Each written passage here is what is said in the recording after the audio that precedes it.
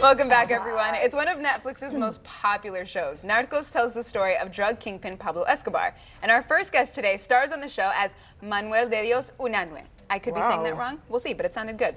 You may also recognize him from roles on Power, The Blacklist, and Limitless. He joins us now to tell us more about himself and where we might see him next. We welcome Gabriel Sloyer via Skype. Thanks for joining us. Hi there. Thanks for having me. Yeah. You said it beautifully, by the way.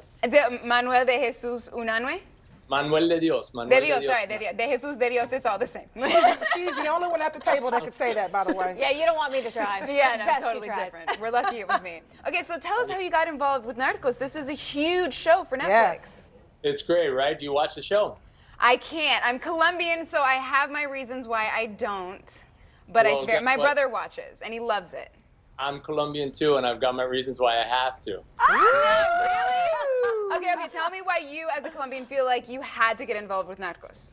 Well, first of all, as you know, the story's been told, and I know Colombians are like, oh my God, there's way more than that in Colombia, and we're not all narcos, and that's of course true. And that's exactly what this guy especially is trying to prove. He's one of the good guys.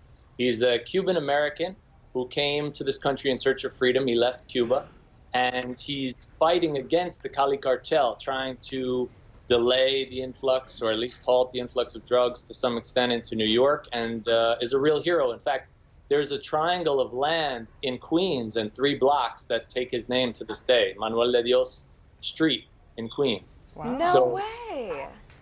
What started as the Pablo Escobar story that everybody knows now moves on to the Cali cartel and beyond, and really has an opportunity, at least for somebody like who I get the privilege to represent, to change the narrative a little bit. So as a Colombian, I was eager as hell to get in there. Okay, now what? I know this might be putting you on the spot a little bit, but when the show started, I mean, myself, my Colombian girlfriends were all like, "Why aren't there more Colombian actors as the principal characters?" Did you feel that at all when you started watching? 100%, I have to agree. I mean, the guy, he does a tremendous job, Wagner Moura, and he puts his heart and soul out there. He'll be the first, I think, to tell you that he's a Brazilian guy. And El Acento Paisa, the place where Pablo's from, the Medellin, has a very specific sound. And this guy, sometimes he's got a little more of a Brazilian flavor to his Pablo Escobar. Yeah, and you can tell. And yeah, exactly. Like if you're Hispanic and you know accents pretty well, it's pretty obvious the guy's not Colombian. It's true, but if you can get past that, obviously the show's like the top show out there, and everybody loves it, and his performance is tremendous. So what he lacked in sound, he made up for in soul. Nice. Very true. Nice. Very true. Can you give us any hints as to what we can expect from season 3? Sure. I can't tell you my tract or anything too in depth. No. But the story picks up with the Cali cartel. And a lot of people know about Pablo Escobar. At least you've heard about it, even if you haven't watched the show. You know that he was one of the main kingpins who was involved and is really idolized. He's got that controversial Che Guevara kind of hero or villain Robin Hood, the Robin Hood Paisa, I know, thing going on. But this season follows the Cali cartel. So what happened afterwards, and how the drugs really came into the United States and became this global empire. And they've got a completely different, if you guys are in Jacksonville, right? Yep. Yes. Yeah. If Pablo Escobar is Miami, then the Cali cartel is New York. It's a little more gritty, it's less flashy, it's a little more, earthy down into the struggle. So you get to see the two cities side by side. And that's this season. It's a story that a lot of people have never heard before, so it's an exciting one. Well, so Gabriel, you mentioned less flashy. Are there any roles that you've played in the past that you might like better than Narcos, or do you like Narcos? Is that your favorite? There's certainly been more flashier ones. I got, so it seems you're Latina, right? Yes, I am. Hashtag she wish. She wishes she was. No, I try. Your honorary Latina starting now. Yeah, we'll go with that. Yeah. As a Latin guy, you get the joke is cops and criminals, right? Mm-hmm. So you get to do the two extremes, and then of course with subtle projects you get to play everything in between. So I've gotten to play flashier. Speaking of flashier, much flashier heads of the cartel and flamboyant kind of, the bad guys, they're always into the details, the tie exactly done the right way, the pocket square and all that stuff. And then also get to play wonderful like neighborhood cops and really find the heroism and the humanity in somebody whose mission is just as provocative but a little more unsung. And that's beautiful because those are the real heroes in my opinion in life. So, Gabriel, I'm also Colombian, so let's go ahead and get that off the top. But I want to ask you about, it seems like a lot of the roles you play are a bad boy, and I love that. Is that you in real life? Uh-oh. Now we're going to get in trouble here. Oh, yeah. I'll tell you the truth. I've played a combination of both, but I think that when I started, I had a little more unresolved raw material. Let's put it like that. And it was important to explore that stuff. A lot of those people who are quote unquote bad are really just injured. They've got some hurt going on, some heartbreak, and they get to explore it. They're looking to get their power back in life.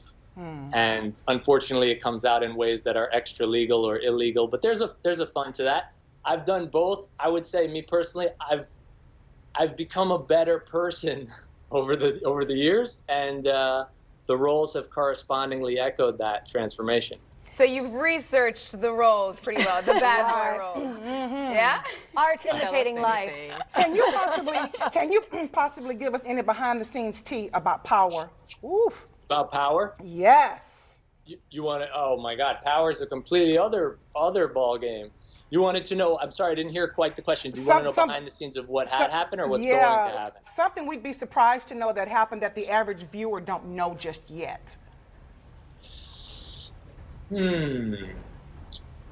Surprised to know. They make you sign these big NDAs. I couldn't possibly well, can you tell the storyline? Can you tell Omar Hardwick to call me, please? Oh my God. What's that?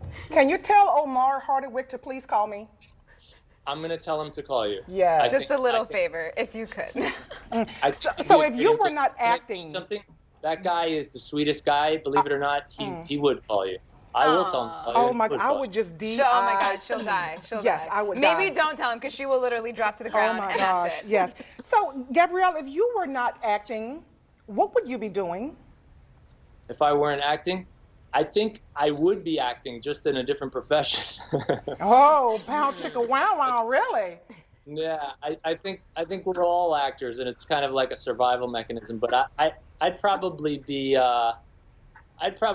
playing music somewhere and studying about the brain. I'm fascinated with the way the brain works. What's great about acting is you get to live multiple lifestyles. You get to see how, like you said, the bad guys, the good guys, how you get to meet people like Omari Hardwick. You get in the thicket, the real mess of human beings. It would definitely have to be something like that where I'm involved with people.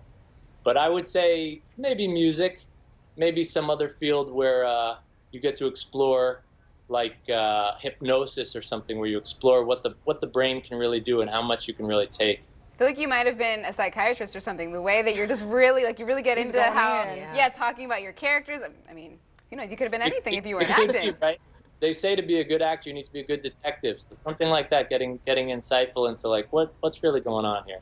Yeah, exactly. Well, I mean, you're doing really well so far. We're really excited to see what you do in season 3 of Narcos. Did you just hypnonize us?